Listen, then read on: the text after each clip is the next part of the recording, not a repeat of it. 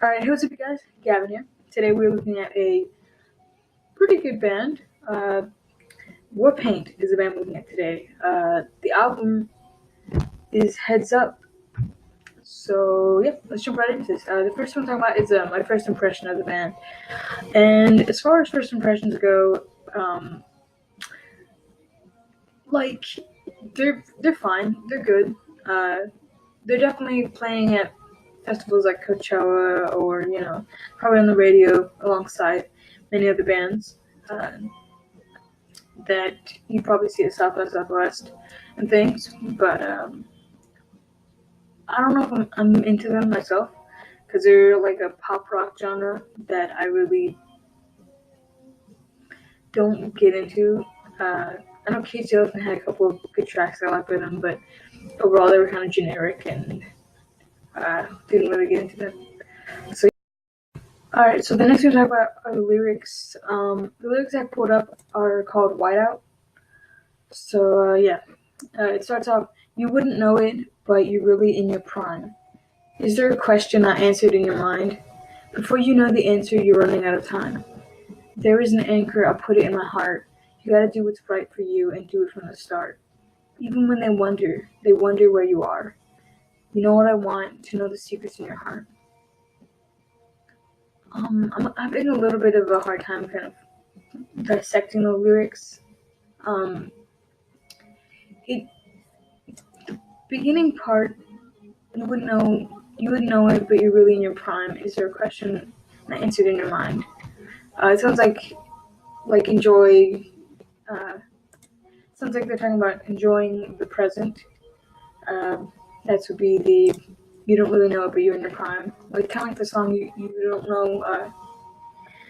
You don't know it, but these are the good days, type of thing. There's an anchor, I'll put it in your heart. I'll put it in my heart. You gotta do what's right for you and do it from the start. So I just follow your dreams. You know what I want to know the secrets in your heart, and I'll keep it low. There's just some things I don't need to know. Don't go tonight. To be honest, the lyrics are kind of all over the place. They're okay. I don't know about imagery. There's not really much imagery going on. It's a lot of metaphors, and that's great. That's like the basics of good lyrics, but it doesn't really seem like it has a particular point, which is not a bad thing. Not every lyric has to have a meaning or anything. I just feel like if you're gonna have like a metaphorical lyric base, you should probably keep your lyrics on the same page. But it doesn't have to be like that. So, alright guys, if you like this video, give it a big thumbs up. If you have any suggestions for movies, music, games alike, put in the comment section. I'll be sure to check them out. And to rate this album, probably give it like a 3.5. 3 because it is kind of generic, and I don't think I'm listening. They're not really that memorable per se. There's a couple tracks off the album that I'm probably gonna listen to a couple more times, but I don't know. I have to see in the future. Maybe I'll get attached, but as far as I know, I don't think I will.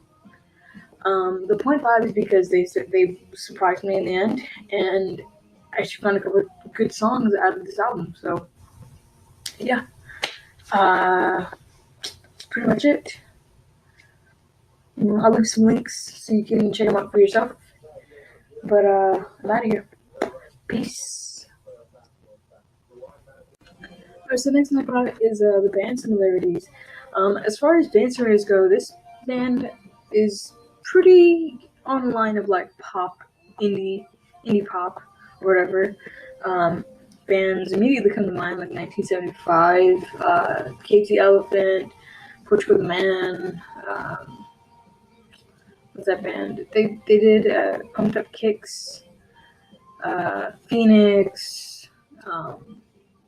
So these are a number of you get the idea of what type of music they play, and what you're in store for when you listen to this album. It's not a bad album, it just doesn't appeal to me. And probably won't listen to it after today, but it's no big deal. So yeah. Alright, so the next song about is my favorite song off this album, and to be frank, there was actually a number of songs off this album. After listening to it full through, I found myself kind of dumbfounded because I hadn't really given the benefit of the doubt. The first song kind of rubbed me the wrong way, and the lyrics were kind of weird, but they're really good, and they might be indie pop, but also they're kind of electronic, and they're also really alternative. So, yeah, I'm actually pretty pleasantly surprised by this band. But anyways, back to my favorite song. My favorite song of this album is probably Biggie.